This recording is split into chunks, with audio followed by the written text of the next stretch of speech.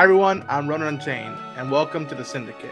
I'm your host, and this is a Star Wars podcast that I've started. And the series of the Book of Boba Fett has concluded for now. I think we have to wait till May, see if anything pops up. But in the meantime, for the finale and as a series as a whole, I want to talk about it and express my feelings. And I needed someone who I've admired, I've respected, I've loved seeing his content, and I think from my point of view, if we would have grown up together, we would have been best friends or good friends when it comes to Star Wars. But folks, please give a round of applause and welcome Kyle Katarn. Kyle, welcome. Hello there. Thanks for having me on, man. I'm excited to talk Book of Boba Fett with you. That was a Same, super man. nice intro. Appreciate that. I try. For anyone watching this, it's just spoilers. It's been a week since the show popped up, so I waited this long to be like, all right, let's wait. Let people have at least 1 hour out of the past 7 days to get it in their minds and see Some what they thought breathing about the room. finale and the show. And so, spoilers onwards. You've been warned. Enjoy the show. I'll say this for the finale, then the series. The finale, I am mixed on the finale. Okay. But that does not take away that I agree with a lot of friends of ours in the YouTube content where there are great moments, there are great visuals that you could put up for debate in the history of Star Wars. I can be like, yep, I agree with that notion. I am mixed on the finale from maybe a pacing point of view, and Sure. maybe when the whole talk of like Mos Espa as a community and whatnot, I felt for me that was sort of something that missed a little bit throughout the series. If words like the Tusken Raiders land would have been spread out more, I'd be like, all right, I buy that. We spent the first 3 episodes going forward. But Sure. for the finale, I appreciated that whether from beginning to end, you felt the history between characters. Now, I felt the history between Boba Fett and Mando, and I definitely felt the history between Cad Bane and Boba Fett. So I appreciated that point of view, and I think it is mixed for me. And I think as a series as a whole, it will never take away my fun I had on a weekly basis to watch the show, react to it, 100%. and see other people's points of views, because that's the best. I always say this when it comes to these shows nowadays. As I get older, I like watching them, but I love watching other people watch it and see how different we are in points of views, and how we're not trying to cut each other's heads off and whatnot. And be like, all right, let's just see what we thought about it and give our takes of it. So I think the It's like show, it's like you said, if we had grown up near each other, we'd probably be hanging out watching this together. And it's a way for all of us nerding out about the show to feel like yes, we're on that same couch because we're watching other people watch it. It's a way for us to be connected to each other. especially during the pandemic, that's like Absolutely. It's extra important. yeah. So I'll say this, that I like the series. I don't love it. There are phenomenal moments that I wanted to see for a while. Sure. And then there are paths that go down that I'm like, I don't know if I would do that, but I'm not in a position for the rights, for the money involved. And I'm just giving my 2 cents as a fan. But that's enough for me. Kyle, what did you think of the finale of the Book of Boba Fett and then the series as a whole? A lot of my thoughts are very similar to what you just laid out there too. I think overall, um, overwhelmingly positive. I really enjoyed it and I felt entertained. And I have a pretty easy rubric to meet when it comes to like, is this quality? Am I enjoying it? Am I being entertained as the audience? And I feel like I was given everything I could have possibly asked for from my expectations from this, knowing that everyone has a very unique and personal interpretation of what Boba Fett should be, what the story should be like. Yeah. You know, if you're able to divorce yourself from your own like action figure fantasy that you grew up with and like watch something new, someone else's take, like I was able to appreciate it. I Hmm. think I think the pacing concerns are totally valid. It did feel a little all over the place, and I wish they had taken a little bit more time to resolve our what turned out to be our big bads. I wasn't even sure who the main antagonist of this show Yes. was the Right. entire time, and then when we finally have it all figured out, Fennec just like takes them all out at the moment, which was super satisfying. But I would have loved at least like "It was you all along," Mok Shai's, Right. some sort of a sequence like that. Right. I really do enjoy the fact that she's been asking Boba, "Can I kill this guy? Can I like all season?" She finally gets to go ham, and like, she was having a good time. Oh yeah. There's a lot of crazy rumors swirling around that I think raised people's expectations, like insane level cameos, like Harrison Ford and stuff like that. And so, Yeah. like hopefully not too many people like left feeling disappointed based on rumors that were never supposed to be in the show in the first place. That's to begin pretty with. Yeah. unfortunate. I try to like put some blinders on when it comes to expectations because I don't want to like dampen my own view of like I don't want to create a bias before I've even watched the thing. You Right. know what I mean? Um, as for the series on a whole, I see it as a gift. I liked some episodes better than others. Yeah. I think my favorite episode of the whole season was episode 2, The Tribes of Tatooine by Steph Green. Mm. I think that felt the most cohesively like a Star Wars story, and it felt like something that I'd never seen before. Like, Yeah. Specifically from the Tusken Raiders point of view, that was we never absolutely. saw that. Exactly, absolutely. That was like some dimension that's been added to something that we've been looking at since 1977, where everyone knows what a Tusken Raider is. Everyone feels a certain type of way about them, Yep. and that was challenged, and it was challenged effectively in a way that didn't feel preachy. Mm-hmm. And I thought that it was really, really well done. I thought that that was somewhat undone by the following episode. You know, when they're all just summarily killed.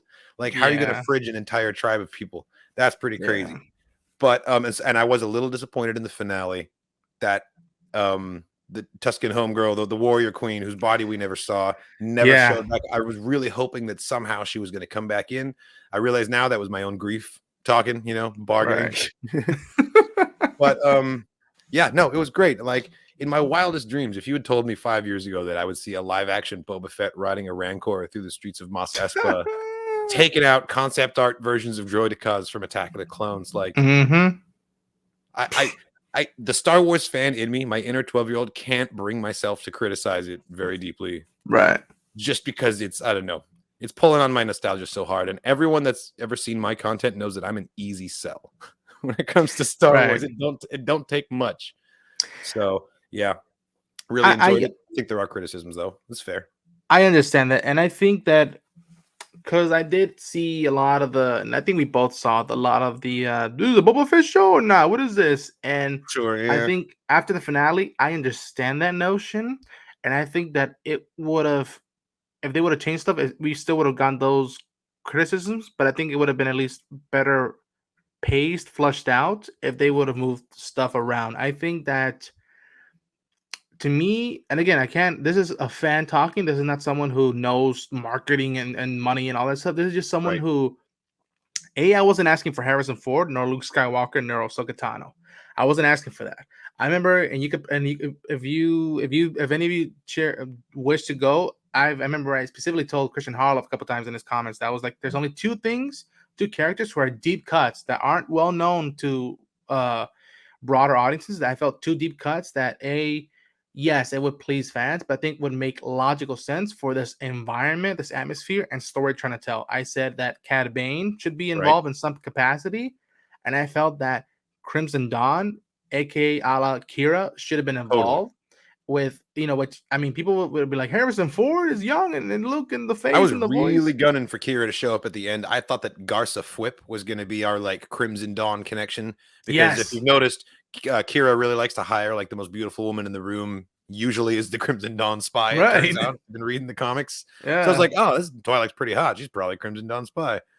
Um, and then that theory kind of exploded. Pardon the pun. literally, Yeah. literally. Which I mean, It could be a season ah, 2. Like you said, we're going to have to find out in May. But if there is a season 2, like I bet you Crimson Dawn is not far away from this because the further he goes into the criminal underworld, like, you know, that's Crimson Dawn is lurking out there. Crimson Reign hasn't finished, and the comics, I think, will give us a really good idea of what to expect, but I wouldn't count it out. A talent like Amelia Clark, you don't cast her once and then just not use her again, especially yeah. in this age of like Star Wars TV. Yes. I think it's weird, and I think it both applies to the finale and the series as a whole, that I felt that they had all the parts in there. It's just I felt that some parts should have been held back for a possible season 2, and Right. some parts should have just been shifted onwards. Like for example, I'll get this out of my way, that I think I like non-linear storytelling. I like that in films and in shows and comics, whatever. I like that element. To Totally. me, looking back at it in hindsight, I remember myself and being like, "Oh, they're in the Bantha tank. We're getting another flashback," and I felt Flashback that. tank. Yep, we were joking about that. I remember I felt that. You know what?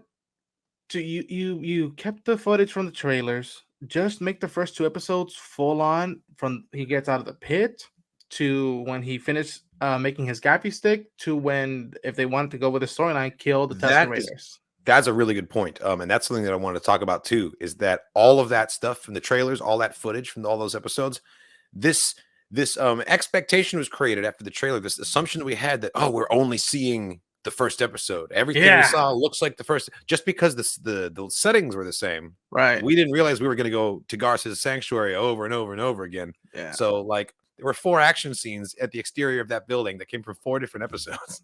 But in the trailer, sure, it looks like they're holding all this stuff back. So suddenly we're like waiting for the unexpected, waiting for something that doesn't look like what we saw in the trailer. The right. trailer was 80% of the show. Yeah, And that, I and think, added to the pacing complaints and the overall kind of feeling of like, what the hell are they trying to pull here, when there wasn't all this radical stuff that wasn't. And I mean, to be fair, Ahsoka wasn't in the trailer, Luke wasn't in the trailer, Grogu, like no, Rancor's, the twins, Black Chrysanthemum and Cad Bane. There's so many awesome reveals that we got. right. I don't know. I'm grateful for everything that we got, but there was definitely this feeling that we were going to go somewhere else as well. Yeah, You know, and I think that I liken it to some. I told someone, I forget who I told, that I felt that, from my point of view, what they should have done was what Mando season 1 did, where it was like, if you're a deep nerd, you'll catch that a gadget or that ship or that one up, but simplify the right? story and keep it contained within one village. If you look at Mando, it was basically Navarro and the in planets where Quill stayed, and it was within a few sets, if you will. I mean, I felt that, to me, we should have just focused on Mos Espa, if you will, the town, and enrich that and grow that more. That way, when Absolutely. when he says for the people of Mos Espa, I'd be like, oh yes, I've There come to was love this town. so much potential to create like this vibe that we could refer to and be like, oh yeah, that's Mos Espa living, like, Yes, and because I Mando yeah, season 1 was so good at creating that street level view of like what a day in the life of whatever the hell this guy does in this little right, space town. Like if they had just sort of slowed down and given us more marketplace sequences, more speaking lines to random characters, they really could have built on that and made it a little slower. And then the stakes would have felt more emotional as you're watching it get torn apart by these like massive droidicas and like the Syndicate. Like you said, for the people of Mos Espa, we'd feel that a little bit more. yeah. And I think that that's what I felt, because I look back at Mando season 1, and I hate comparing it, but it's the one that I feel that that's a perfect plan. And I'll say this out loud right now, because even though I'm mixed on the finale and the show, and again, as I say, I'm mixed, and yet had fun with it. I Sure. appreciate that they had plans. This didn't feel like they were throwing meat at the wall to see what would stick, one episode at a time or one show at a time. This felt like they had a plan. I may Totally. not have been crazy about 100% of the plan, but they at least had a plan, and I'll commend them to that. And it's like, all right, this wasn't fully my cup of tea, but they gave it a try, and I appreciate that aspect, that at least within these three creators, they tried that. And I felt that Absolutely. the first 2-3 episodes should have been the whole Tusken journey, dancing with Tusken Raiders, if you will, or the last Tusken. And then they should have started, because whenever we went to the sanctuary, or we started having those sit downs, that felt like, I kept saying it, the Godfather, Sopranos vibes. That I'm like, all right, we have that journey of the guy who was willing to leave that life, but that life that he adopted was taken away from him. So what he's gonna do? He's gonna take control of this town and make it a respectable town, a respectable business, not led by fear, but by respect. I felt Right. that, I'll say this out loud: R.I.P. for Lady Garza, Yeah. for Jennifer Beals, unless they bring her back like they've done with other characters. But she was too She was close to the pretty she was bomb. pretty damn close to that bomb. Yeah, I was That would be a mod job for sure. She'd be like a Futurama head in a jar, like a right. robot body. I felt that was such a rich set and environment, and you could have told a whole series just in that environment. That's how It was good. they could have released like one of the Legends novels, Tales from Garce's From the Sanctuary, sanctuary, yes. Give every single one of those background guys a name and like a short story. That's the way it used to be. And they're Yeah, they're definitely trying to like bring a lot of that supplemental stuff back. Like there's a lot of new canon novels. Like there was the collection of stories from a certain point of view. right, There's going to be another one for The Empire Strikes Back on their anniversary too.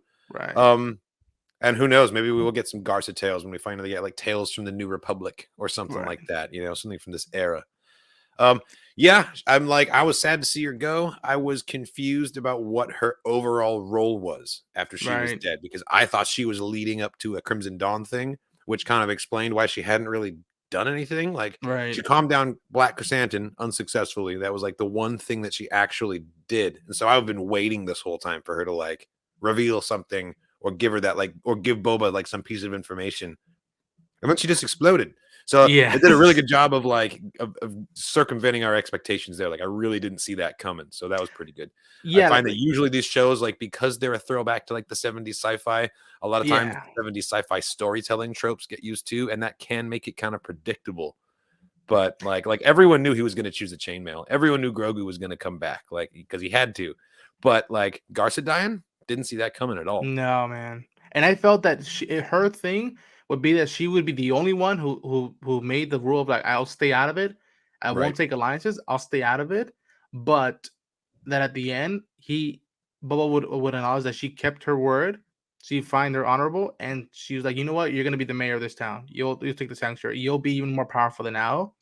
And then if they want to tease that she might be in cahoots with Crimson Dawn, that would have been such a cool thing. But I felt Totally. that she had so much more potential than just a visit in the town, which again, that's something that I don't know. I maybe it is a fan service thing, but I just felt that that was such a rich set, rich Absolutely environment, was. and rich actress and character to let her explode. Again, I understand for this story it was necessary to blow that place up, but you know maybe it's just me how I'm rewriting this stuff We about it. may still see her again. I mean, because of the Right, non-linear storytelling, we may get right, flashbacks of Garza if there's a season 2 or right. something like that. I doubt that the character lives past this point, but Yeah, we could totally see her in flashbacks now that we know that that's a thing, that the show is willing to go there. Honestly, because the show is such a like a noir kind of deal where you've got the underworld and an investigation and a conspiracy and assassins, I really kind of figured her for like the femme fatale of the whole thing. Well, she was going to yeah, draw Boba in, give him a bunch of information, and then screw him over at the end. And because I was really thinking that Crimson Dawn thing was going to happen, and Jennifer Beals is just such a, I mean, she's such a femme fatale, Twilight yeah. or human, Charming. doesn't matter. Yeah, yeah, And so I was like, oh, I don't trust her at all. Something's going to happen here because that's so like on theme for this kind of story. yeah. And yeah, that's just good job to them for really making me not know what was going to happen. Happy to report Max Rebo was definitely not in the room. I've rewatched that As scene over and yes, over and over again because I had to make sure that the Jizz King is safe, and he had yes. another gig that night, I guess. Yeah, yes, he will live long because I remember I'll be like, okay, he's alive. At least that's the one character that was like they didn't bother just throwing bombs at his face for the sake of it. Right. Rancor, you brought up earlier. Rancor, um, visually cool. I had fun with those moments with the Rancor. It I felt love how they like made him look like a puppet, even though it was yes, definitely CG. Like they really tried to yes. make him look a little janky. It felt like Cloverfield. It felt like Pacific Rim. It felt like at one Totally. point it became a King Kong movie, which I was just like, Yes. "This is working. This is working." But I feel that in my mind was I'm like, wait a minute, what was the Danny Trejo scene for? Why was the whole thing of like teach me? And Right. I was just like, wait, why didn't we put that forth? We weren't gonna teach him. I would have still bought it. He said, It "I've felt like written bigger it things." was like just a hooked so that they could Yeah, refer back to it when people are like, "How come Boba knows how to ride a Rancor all of a sudden?" They'd be like, "Oh, yeah. well, he asked Danny Trejo to teach him." He gave him a 5-minute course. Yeah. No, that's the Robot Chicken sketch we need. Is Boba like hoofing it back to the palace and being like, "Danny Trejo, quickly, give me a 5-minute lesson." Like there's like blaster fire in the background. Like, no, I need this now. We got to get back out there. He's like, "No, man, Rancors are emotionally complex. You got to give them lunch first. Like, you can't just go out there. He Like, needs there's a no nap." time for lunch. Yeah. And I think to an extent, I think that what would have been a cool flesh out moment was if Mando had also gone back to the palace and Boba brings the Rancor. I get if there had been time for a training sequence, and if Mando brought in the N1 starfighter, would be like, oh, this is the thing Yes. he built, and now he's gonna use it to he flown it, he knew how fast it could be, and he'll use it to save Maz Espa. But that's a nitpicky thing I think that would have I don't know make that Do you arc. think? I think potentially air support could have done more damage than the Rancor too. Yeah, The that's what I Rancor is thought. only going to destroy what's directly in front of him. If you miss with like a bomb, like Yeah, a missile, like yeah, the Daimyo who leveled Mos Espa with a single seismic charge because he hit yeah. the wrong button. Like And again, this you doesn't take wouldn't. away from the moments with the shootout. Like there was a literal Butch and Cassidy and Sundance Kid moment with Yes. Boba and Mando, which I remember there was a moment when they're both shooting at this guy and they're shooting him as he's falling down, which I'm like, that's straight up from Desperado. That's from Desperado. But then again, it felt like after 5 minutes, I'm like, they're just shooting at each other for like 5 minutes. There's no progress in this, but that's just the nitpicky thing. You brought it up, the whole Grogu thing. Yeah. To me, I think they're because I like episode 2 a lot. You brought that up. I'm like, yeah, I remember that was the one thing. I'm like, this Tusken Raider stuff is really working. I like this episode a lot. I really hoped it was going to show back up, and it didn't. No, but then Bryce Dallas Howard comes in and be like, hold my Camtono, hold my Blue Nose, boom, and just drops us in with Return of the Mandalorian, and then we get Filoni with his episode. Which was also an excellent just piece of Star Wars. I don't know if it was a great episode of Book of Boba Fett, but it was an excellent piece of Star Wars. Yeah, I feel like they were great. They were great.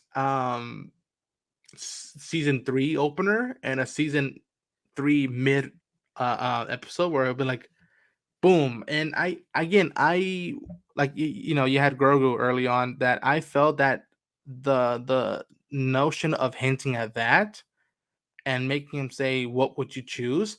I thought that was perfect, and they should have not answered that till the end of season 3. As much as Totally. I love the hug, and I got emotional about the hug when he The says, hug "Ah, it's good was to see you adorable. again."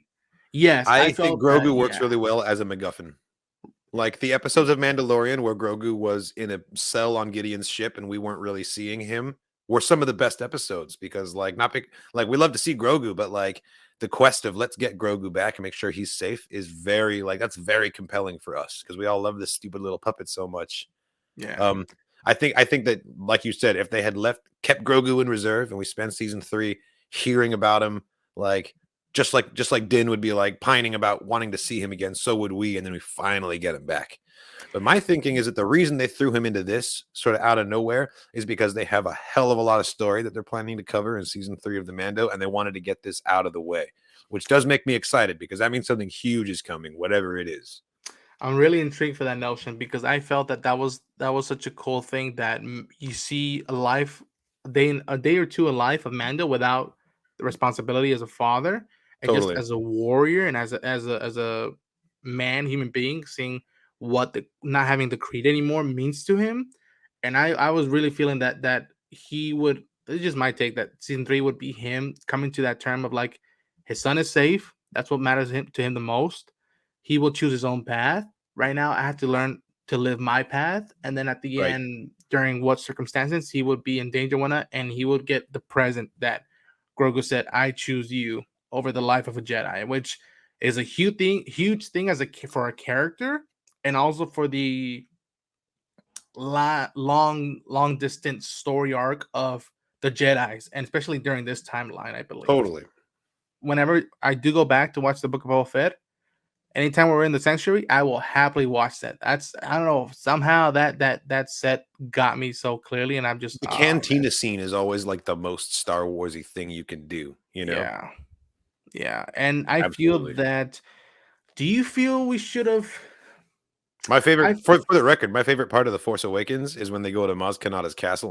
That's Yes, part of the whole damn movie. yes. Sedona Thanos in the background. You Yeah. got some of those characters. Yeah, You man. got fucking Manuel Lin Miranda singing Jabba Flow. Yeah. It's great. It's so goofy, but it's so Star Wars. Yes, it's that blend of past and future. Everything looks like shit. Everything's like really rusty and crappy. There's a bunch of robots dancing with a Right, bunch of puppets, and then one like human just like drinking a beer, and right. that's Star Wars. I felt that Fennec Shand was the most mafia gangster character Oh, in this she was series. cold-blooded, man. Yeah, and I felt that I'm Amazing. like, I'm much more intimidated by her than I am by Boba yeah, Fett in that's what I in felt. this new era. Yeah, I was Maybe like, maybe like original trilogy Boba Fett would be like equal, but like right, man, she hasn't softened in her age at all. Also, interesting note, she's older than Boba in the series. Like you'd never know it to look at the two of their faces next to each other. yeah, But she's in her 50s, I think, at this point, and Boba's yeah, 41. And in the both, Bad Batch, she's in the yeah, Bad Batch, she's an adult, and Boba's like 14. So right. I mean, her and Bo-Katan have taken care of themselves. Yes, yes. You could tell which Star Wars characters like hit the gym on the regular, avoid like direct sunlight and all this stuff. And then you got people like Obi-Wan. The desert wasn't good for them. They don't have Bed Bath and Beyond on Tatooine, apparently. No suntan and whatnot. Man. Cobb Vanth. That Love him. makes sense. That character popping up makes sense because he is in the area. I'm here for RoboCobb. If that's what season 2 of this show, it becomes like the Book of Cobb Vanth, you know? Yeah. And then now Boba shows up once or twice, but it's another person in the area's kind of story. That would be a cool continuation.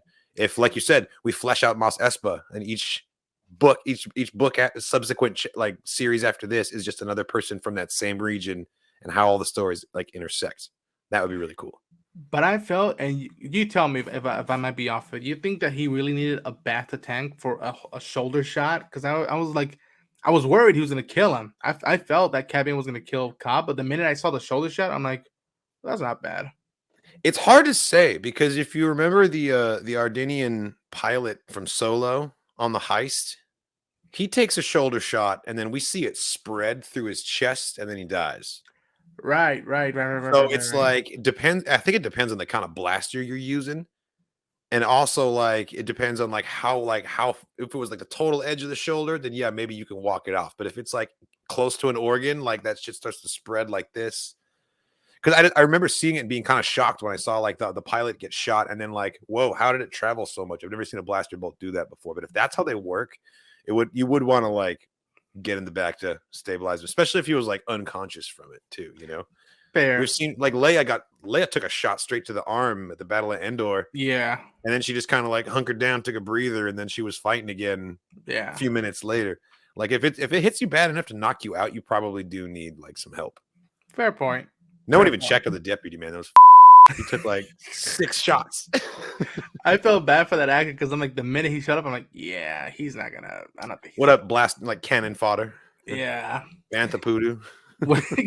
Which leads to the character that I was like calling from the beginning, like this makes sense, and will they press the button? And a lot of us, even you, even me, a lot of us, I looked at fans who aren't too familiar with the characters and fans who are familiar, and a lot of us called it off. The minute we saw that figure, we're like, oh yeah, they're doing it. That is Cad Bane walking in like he just popped out of Once Upon a Time in the West. This is a Sergio Leone moment. I remember in my reaction, Bendu asked me, he was like, why? Why do you think it's Cad Bane? I was like, I don't know. I just see a hat and a coat, man. Yeah. Like that only means one thing. Yeah.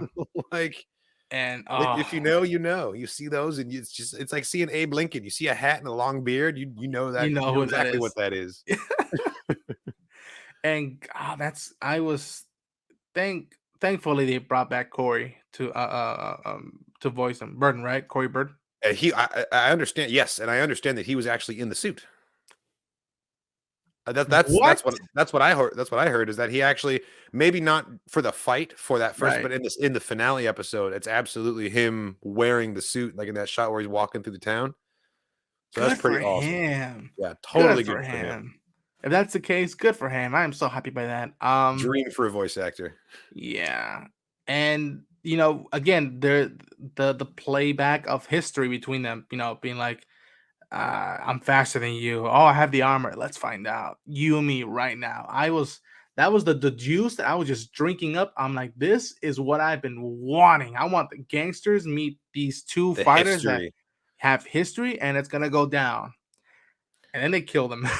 Right. And then you were talking about the history earlier, though. One thing I wish they had done is they never talked about the history between Cad Bane and Fennec Shand from Bad Batch. Bad Batch. Homegirl lost him a lot of credits. And the fact that they didn't bring it up makes me think that we're going to get another showdown in Bad Batch that resolves that.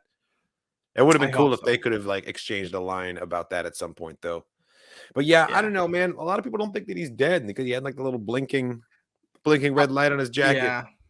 That it could be a life support thing. It could be like, come on, Toto, come get me. But here's the thing that I don't get is that like, if I was a fancy space bounty hunter and I had a bunch of like apparatus on me and someone impaled me through the goddamn chest with a thing, I bet you all my lights would start blinking too, man, and be like, danger. I like, just won. You just got stabbed. Catastrophic failure.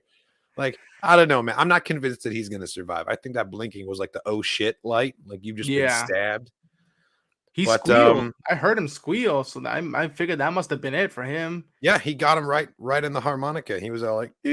"Ooh." Yeah. But like, I don't know. I think that we'll get more live action Cad Bane because now that they've proven that the face works, we just have to get it earlier in the timeline. So maybe Andor, even Kenobi, the Ahsoka show, depending on when it's set. I feel like the Ahsoka show might actually skip around. I believe that too. I I believe think that I think too. it's not going to be like all set in one time period. It might even be No. different years that it's set in too, because they're like, and I think it'll answer the question for us about the Rebels epilogue. People think that it's set at a way different time Right. than we think, but like, Yeah. who knows? Who knows? And that was another moment that I felt that Boba killing Cad Bane was poetic and beautiful. It made sense that be him to end it, and it just Right. felt it was pulling my brain apart from wanting to see more live action Cad Bane now that we presented to him, and feeling how jarring it must feel for non hardcore fans to be like, oh, this is a cool new character, new cool cowboy. We introduce him, and then the next episode, he's dead like that. I was, Yeah. it was jarring, man. I don't know about you, but it felt jarring that like, wow, he's gone. Wow, I was expecting more of a It- shootout thing, but then the whole thing about the Tuscan family, why not? I felt that made sense with the gappy stick to kill him. I thought It just it was a very cool visual, and it had nice poetry behind it. The way like he even says it, he's like, only look out for yourself. Anything else is foolish. Versus you can only get so far without a tribe, and it's the weapon of the tribe that defeats him. Like it was great symbolism. And initially, I was disappointed. I was like, man, that's a waste of Cad Bane. We yeah, only get 1.5 episodes of him. But then I thought more about it, and it's like, you're bringing him in to live action at 71 years old. Like, this is definitely like the end of his rope, and they totally brought him in to give him a send off. Makes me think of how Harrison Ford only really came back to Force Awakens so they could kill him. And he was down with that. He was like, you better freaking kill me this kill me. time. Yeah, Cad I Bane don't is know. 71, man. He can only and the average lifespan of a Duros is 60 years old. So he's old beyond Okay, his years. okay. Geriatric out here out shooting Boba. But at the same time, like I would love to see some live action Cad Bane in his prime, Me too. fighting some Jedi, taking down some high risk targets and stuff. This was cool, but this was it's just a little like old man, kind of like past his prime. I want to see the goods with Cad Bane. Yeah, I think it falls back again to the pacing thing where it's like I remember at one point I felt that you reveal Cad Bane and then hold him off to season two. Hold him off Totally. and make him the personal danger now. Now for this season, at least what I would have done would be like this series, it's just a bunch of foolish pikes who think they're macho and they get taken off because they underestimated Boba Fett. And then Cad Bane be like, oh, so that's how it's gonna be. And then season two That comes that along was and be pretty good like, Cad Bane. thank you. And then season two would come along and be like, now you got to face me who Sure. trained you and Higher who knew your stakes. dad. Right. I really like the way they did it with Rebels, the way in the mid-season trailer they introduced Thrawn. Wasn't even in Yes. an episode. Like we saw him in that mid-season tease, got everyone super stoked, and then everybody tuned in for the first episode back. Yeah. If maybe we had gotten like a season 2 trailer for Book of Boba, and that's where we get Cad Bane in, like I feel like the hype levels would have been even higher. Oh, Um, yeah. because not everyone had been sold on the show, and so not everyone tuned in for the episode to get that reveal with Right. context. Like all these Clone Wars fans who hadn't given the show a chance are now tuning in episode 5 or 6, and Right. it's disjointed. Um, Yes. I don't know, whatever, there's no such thing as bad publicity. Whatever brings you in. I have to say, Cinematic Captures he made a video where he just was like he edited the picture to look more like it did in the Clone Wars. Right. And he was just doing it to have a bit of fun, just demonstrating his skill and like just sort of a what if scenario. And then a publication like posted an article using his video saying like some Star Wars fan fixed Cad Bane to look more like using this like incendiary language, and then this huge like firestorm like erupted on Twitter, and he got all this hate from people saying that he was Right. criticizing the show. He didn't have he had no ill will towards it. He thought it looked great. He was just trying to play with some technology. And Right. for the record, I think Cad Bane's face looked fine. I can Yeah. acknowledge that there were differences, Yeah, But like the scrawny looking thing. he was Yeah. he was a little scrunched in the face. His mouth was a little higher than you would see on an animated Duros. Clone Wars is really stylized. You know, Yeah. no one's out here saying that Dooku's chin is like a foot too short. Like it's supposed to come down here. But like, if you look at the other live action Duros, like, sure, their mouths are lower, but none of them Yeah. had to talk. You know, Right. none of them actually had mouth movement necessity. And so, just accept that this is what Duros looks like if you want Duros to do cool stuff. And I mean, Filoni has said that best with stylized stuff. That even when they Yeah, brought in the dark saber, that they kept talking. Well, this is how we did it in the Clone Wars for this medium, but they would think how would have George would have thought how would you do it in live action, which is how they right. came to the conclusion of how you would do the dark saber in live action. So I felt that how he looked felt appropriate for the longevity of his age. I'm like, Totally. at a certain point, you're not as tan as you were once when you were younger, as you were in your 20s or Absolutely. 30s. They lose color over time, but also I've never seen a Duros that blue as Cad Bane in the Yeah, Clone War. I think feel like the yeah, color is part of the stylized. Because if yeah, you look at Shriv in Battlefront, right. he's very pale. He's like a Yes. grayish blue. If you look at the Duros in the Cantina in Episode 4, they're a very grayish blue as well. I think the Duros in general look more like he did in Book of Boba Fett, and just that really vibrant blue color was part of the style of the Clone Wars. You know, And you brought it up, Shuru, right, from Battlefront 2? Shriv, Shriv. Shriv, yeah. I think this was a test footage. I think it's a conspiracy. I think that this is a good test for them. Be like, if you want to bring in that character, you could bring him in. It is possible. It worked with Cad Bane. Absolutely. Bring him in. I thought that he looked so good when his mouth was Yes. moving, when he was like grimacing and glaring and stuff. And I love that we finally made it. I've been waiting for this for years. In the finale, we had that scene early on where Cad Bane, the Ithorian, and the Pike are talking. I'm like, I love it. There's no humans. There's no Nope. humans in this scene. It's Yeah. just three dumb rubber heads talking to each other, and it's amazing. It's like we finally have achieved humanless Star Wars, and I'm here for it. Like more Galaxy's alien Edge. weirdness, please. Galaxy's Edge, both at Disneyland and Disney World, take note. We want to see more of that, please. More aliens. If you need cast members or people volunteer, I will happily volunteer to Hell yeah. be a Rhodian, a Weequay, a Door, whatever. I You're will so good. volunteer. Oh, Black Chrysanthemum, man. I Oh, flipped out because I knew who that was. oh, dude, he looks so good. Yeah, man. I think it was Echo Mog, Struggle Nation, their reaction. They were like, it's a Wookiee from the hood. It's like, totally. They hadn't read the comics. That was just the first, like, what, who the hell is this? This is a Wookiee from the hood. That's totally who Yeah. Black K is, man. Yeah. I'm all about it. Yeah, He's great. I hope that we see him in Kenobi. You know?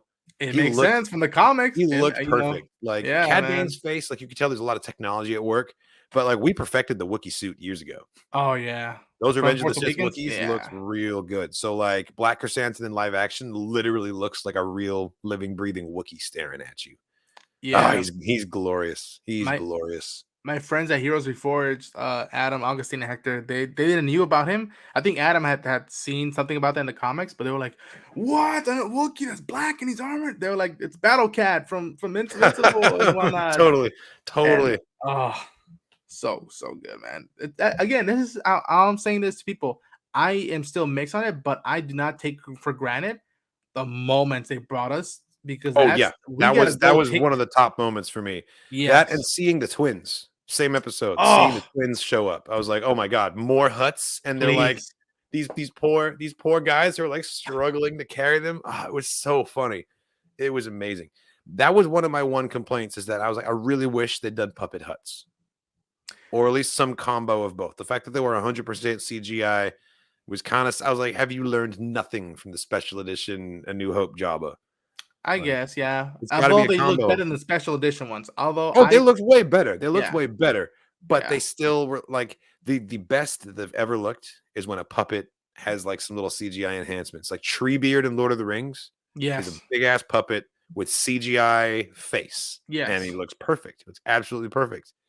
Puppet Yoda in The Last Jedi is the perfect Yoda, and he's a puppet, but they use CGI to just like basically what they do with Grogu. Will Yes. always be better than 100% CGI if it's really there, really casting a shadow. Actors can really react to it. And just the light bounces off it right. It just looks like better that way. It feels Um, real. and so they should have made just two big goofy puppet huts and like use CGI to bring them to life. But I think that that's my nitpick, and I fully Right. acknowledge that it is a nitpick, and it no Yeah. way ruined anything for me. But I was like, oh, CGI huts again? Okay, whatever. I'd love to see some puppets there because that's like, well, that's why I love Jabba because he's a big stupid puppet, but he's somehow in Yeah. charge of a gang. Like Yeah. that's hilarious. And I will we'll talk about this just a little bit right here, where I feel that what episode 5 and no, chapter 5 and 6 did was promise or not, deliver on the promise of what these characters would do, and when generations would meet with each other. I mean, the whole notion of Mando now fighting for that saber, who for that dark saber that he was willing to give to Bo, I find that very intriguing, and the fact that even after he was excommunicado from the Creed, he still was a man of honor to Boba Fett. And Absolutely. you link that to Ahsoka with Luke, and I was just that hit home, man. I know it hit home for you, but I was just It like absolutely did. I those think lines. they were very clear about it. He gets kicked out of his creed, but then and she says, "You are a Mandalorian no more." And like 2 scenes later, when he's getting on the public transport, the droid says, "You have to check you out." He says, "I'm a Mandalorian. Weapons are part of my religion." Like Yeah, stating it for us to make sure there's no doubt. Like he is still a Mandalorian in his own eyes, yeah, and he's showing that like his worldview is bigger than the children of the watch now. It right. used to be that was all he'd known, but now he knows more than that. And I'm really excited because I think season 3 is going to be his quest to find out what it means to be a true Mandalorian and how to embrace a little bit of everyone's Yes, philosophies. yeah. And it's He going will to be the turn out bridge. that the armorer is going to end up being the antagonist, I think. Oh, I hope not. I mean, it makes sense. I understand that, but I think she's Rook Cast from Siege of Mandalore. And I think she was a Maul loyalist, and I think that there's a reason that she doesn't think anyone should take their helmet off. and she knows that much of Bo, the Yeah, cautionary exactly. tale. She knows all about well, I imagine Bo-Katan is like a pretty well known. I feel like most Mandalorians can like list the people who've owned the dark saber. It's like listing the Right, presidents, like. right. But at the Oh same boy. time, like I also, speaking of which, I'm not sure that the Night of a Thousand Tears is accurate the way that we were shown it. We were shown it from her perspective. I feel like we might get another flashback from Bo-Katan's perspective that's like totally different. That would be ballsy of them to do that. Where it's like, no, she thought it was a full out attack. It wasn't that way. Wouldn't be the first time. Look at the flashbacks in The Last Jedi with Kylo and Luke. They gave it to Rashomon us style. three totally different ways. What if Right. we get something similar here with like a case of unreliable narrator? Armorer, it like suits the armorer for Din to believe a certain thing since he has the dark saber. She doesn't want him to like Bo-Katan. Like, Oh yeah, man. I really think she's Rook Cast. I think there's bad blood there, and I think that's going to come to a head in a later season. Maybe we'll get an all-out Mandalorian war. How cool would that look on live action? Like basilisks and shit. Like, oh my god, I want full on Braveheart. I've been saying this right? about Mando season 3, or whenever we get to Thrawn. I feel that the another big arc should be to go to Mandalore and take the planet back. To be full Yes. on Braveheart, get everybody involved, and Well, just we have go to go there. It's been mentioned, therefore it has to happen. and Because his she said you redemption. got to go to the waters in the caves Yeah. under the thing. He has to do it. Like it's been stated in the script. Therefore, like we're gonna see it by the end of the show. Like it's just one of those things. And I'll say this. I know fans could want more interactions between Ahsoka and Luke. I just need one scene. That's all I need. I don't want to see him that much bouncing off in her own show because that's her own journey with Right. Sabine Wren.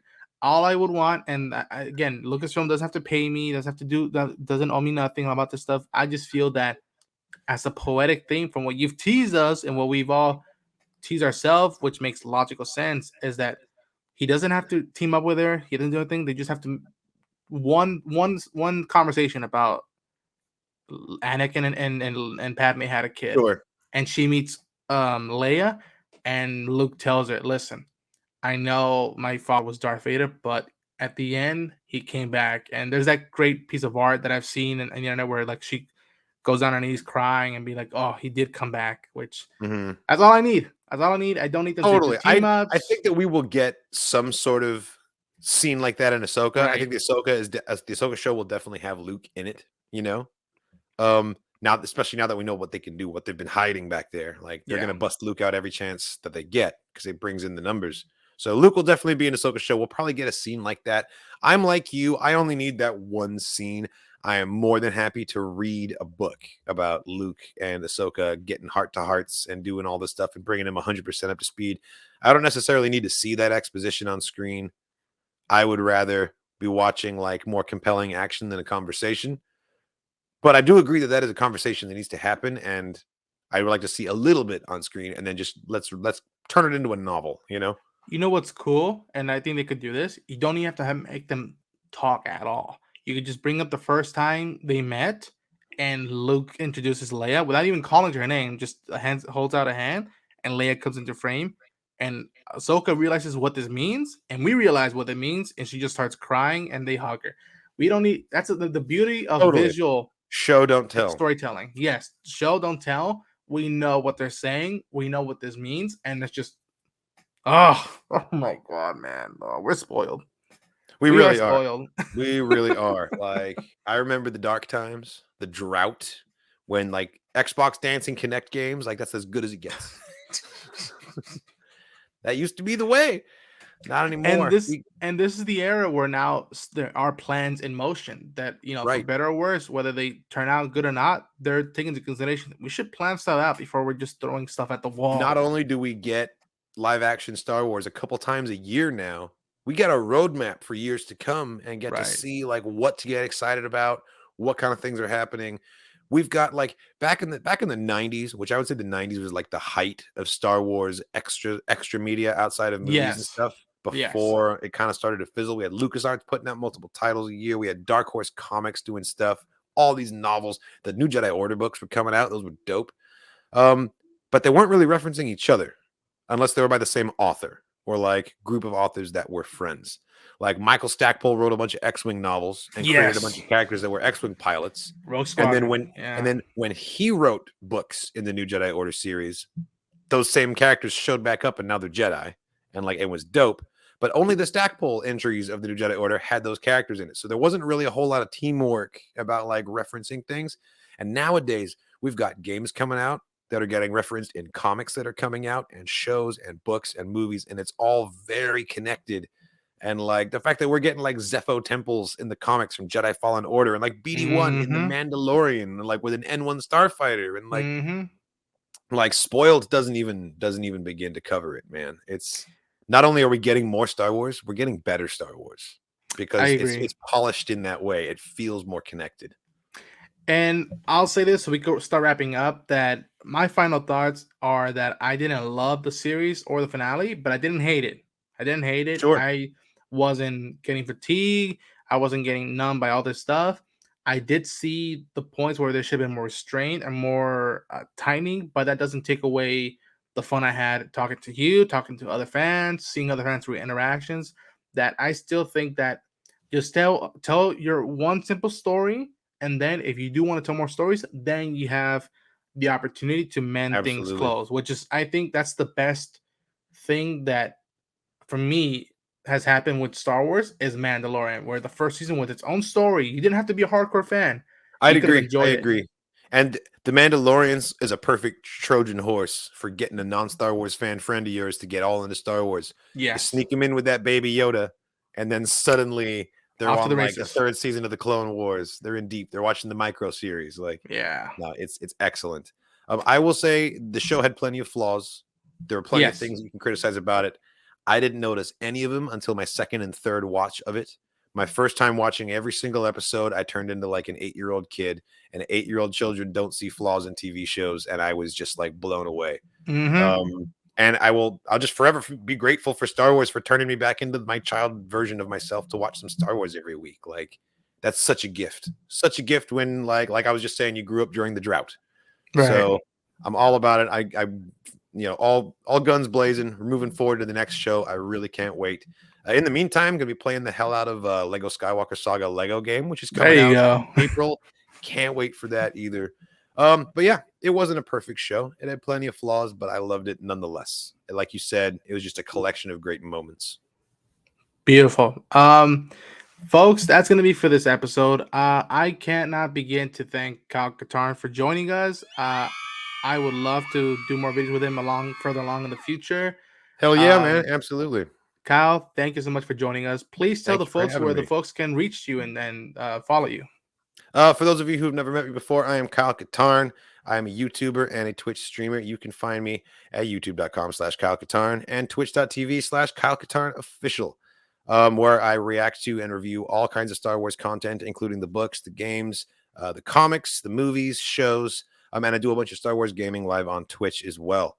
And also shout out to I'm gonna have to get him also on the show to Bendu. You put out that meme or that gif of just him be like I was like, yes, Bendu. Everything you like Bendu is all of athletic. us. Oh yes. Folks, I am Ronan Chain, your host. Thank you for watching and tuning in.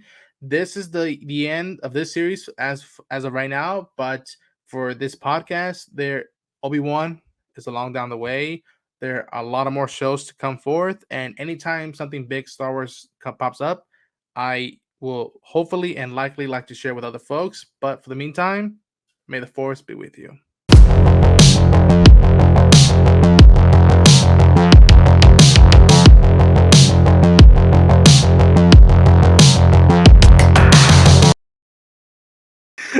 Holy I should have got my helmet as well.